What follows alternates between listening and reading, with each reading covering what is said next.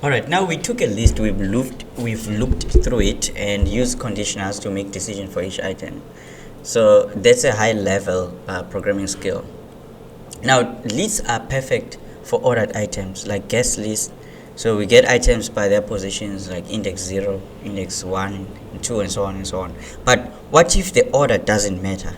What if we want to store pairs of related information like a weight and its definition, or a person and their phone number? Trying to manage that with a list will be clumsy. Now we're going to learn about the perfect tool for that job.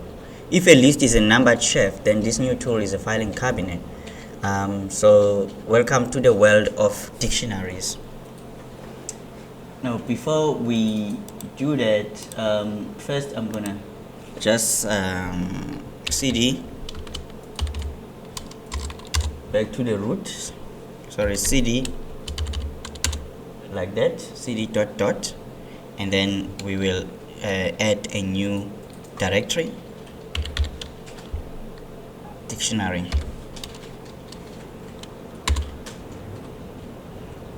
and then we can go to the dictionary.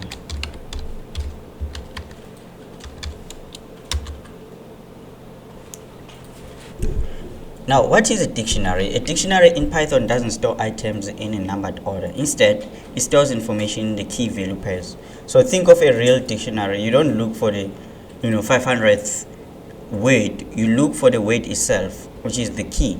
And the book gives you its definition, which is the value. Now, a Python dictionary works the same way. The syntax is different from the list. We use curly braces instead of a square brackets. So each entry is a pair key value separated by the colon, and then we separate the pairs with commas. All right, now let's go ahead and create a file for it. So let's new item.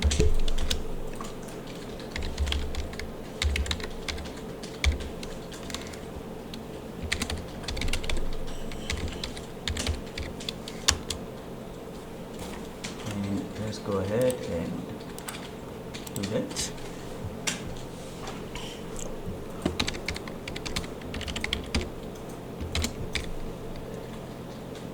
So we're just gonna build a small glossary for programming terms we've learned. Glossary.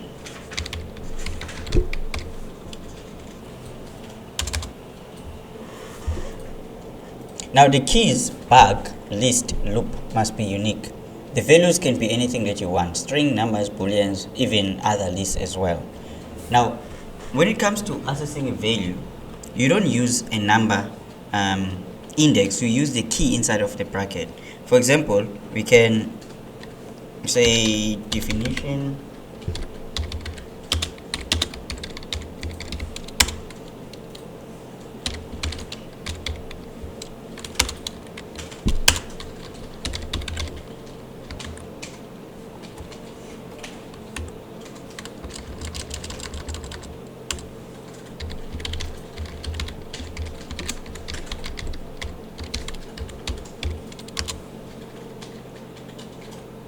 So another thing, if you try to access a key that doesn't exist, your program will crash with a key error. So this is an important clue that you are looking for something that isn't in your file cabinet. Again, if you try to access a key that doesn't exist, your program will crash with a key error. So this is just important clue that you are looking for something that you don't have, or something that is not in your file cabinet. So let's say we want to add a wait function.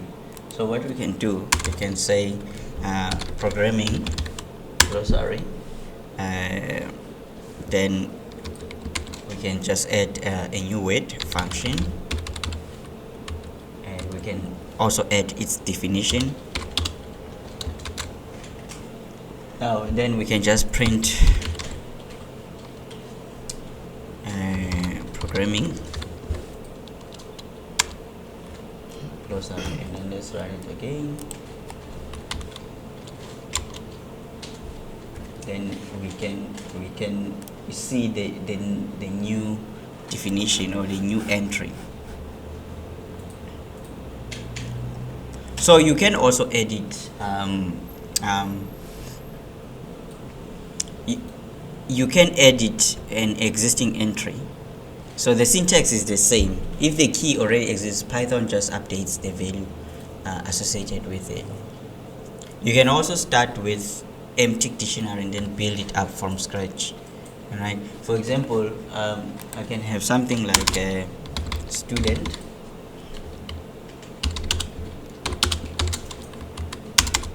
something like that, and then I can say student name is naledi, and then student. Right, so what I want to do is to go ahead and comment out the rest of this, and then we can just go ahead and let's just clear this. We can go ahead and run this, then we can actually see it clear now.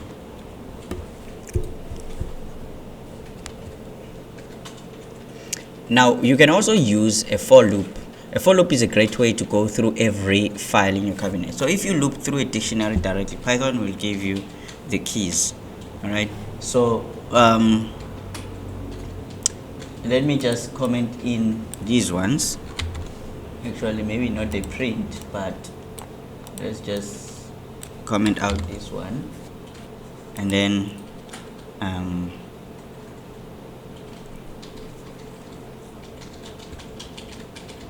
actually let me remove a comment here. All right, now we can say for word in programming glossary, and then print word. And let's go ahead and run this, and you can see now it prints path, list, loop, and function. But what if you want to print both the key and the value? The best way is to use the .items method. So the best way for that, you can, let me just comment out this. Okay, maybe let me take the student. So before we print the student, we can just say for key and then value in student, and then dot items.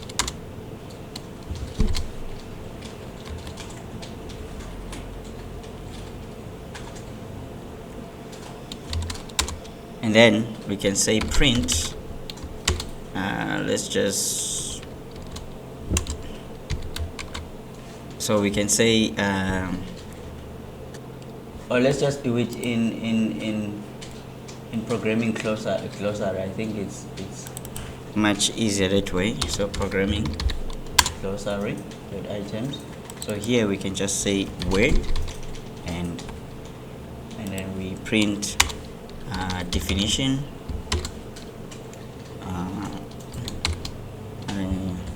definition, and then we're gonna just print value.